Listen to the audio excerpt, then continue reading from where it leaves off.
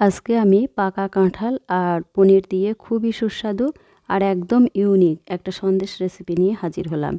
এই সন্দেশে আছে পাকা কাঁঠালের প্রাকৃতিক মিষ্টি স্বাদ, কাঁঠালের স্বাদ, সাথে খেজুর গুড় আর পনিরের নরম স্ট্রাকচার, সব কিছু মিলে সন্দেশটা হয়ে উঠেছে অনন্য।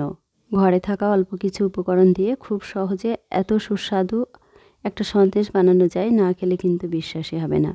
আমি এখানে 200 গ্রাম পনির নিয়েছি আর পনিরটা একটা গ্রেটার দিয়ে এইভাবে গ্রেট করে নিয়েছি। এখন সন্দেশটা বানানোর জন্য এখানে কিছু কাঁঠালের রোয়া নিয়েছি।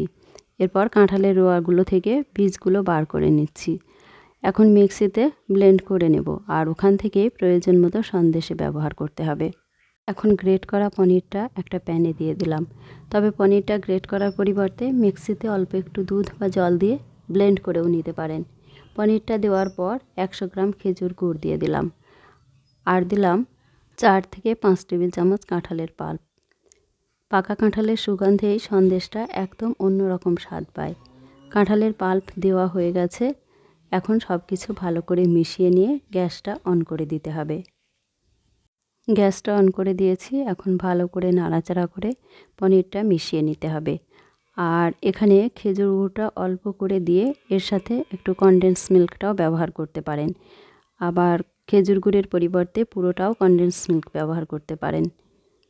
আর হাতের কাছে যদি কনডেন্স মিল্ক বা খেজুর গুড় কিছুই না থাকে, চিনি দিয়েও সন্দেশটা বানাতে পারেন।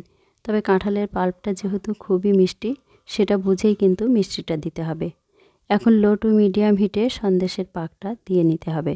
আর এই সন্দেশটা একটু কড়া পাকের খেতেই বেশি ভালো লাগে। কড়া পাকের কালাকাঁদ খেতে যেমন ভালো লাগে সেই রকম আর কি। তবে এই সন্দেশটা পনিরের পরিবর্তে ছানা দিয়েও বানাতে পারেন। সন্দেশটা বানানোর সময় একটু এলাচ গুঁড়ো বা একটু গোলাপ জলও ব্যবহার করতে পারেন।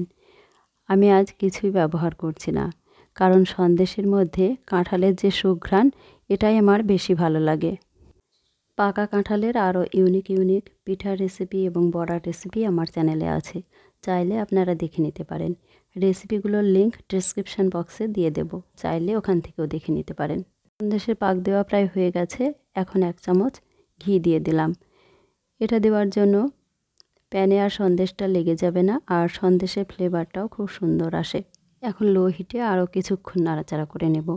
সন্দেশের মিশ্রণটা একটু ধৈর্য ধরে নাড়তে হবে, তাহলেই সুন্দর একটা স্ট্রাকচার আসবে। আর যেহেতু এটা কড়া পাকের সন্দেশ বানাচ্ছি, তাই বেশ কিছুদিন ফ্রিজে রেখে খেতে পারবেন। সন্দেশটা প্যান থেকে উঠে আসছে, তার মানে একদম হয়ে গেছে। এখন গ্যাসটা অফ করে দিলাম আর সামান্য একটু ঠান্ডা করে নিতে হবে। ঠান্ডা হয়ে গেছে। এখন অল্প অল্প করে নিয়ে সন্দেশের শেপ দিয়ে নিতে হবে। আপনারা যারা মিষ্টি খেতে পাবেন না, চাইলে খেজুর গুড় বা চিনি ছাড়াই সন্দেশটা অল্প একটু কাঁঠালের পাল্প দিয়ে বানিয়ে খেতে পারেন। সন্দেশে যেহেতু ঘি দেওয়া আছে, তাই খুব সহজেই যে কোনো শেপ দেওয়া যাবে।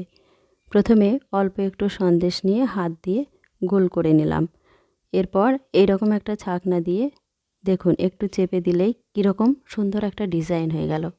আমি আজকে একটা ছাকনা দিয়ে সন্দেশের শেপগুলো দিয়ে নিচ্ছি। আপনারা আপনাদের পছন্দ মতো শেপ দিয়ে নিতে পারেন। একইভাবে আবার একটা সন্দেশ বানিয়ে নিলাম। দেখুন কত সুন্দর লাগছে দেখতে, একদম দোকানের সন্দেশের মতো।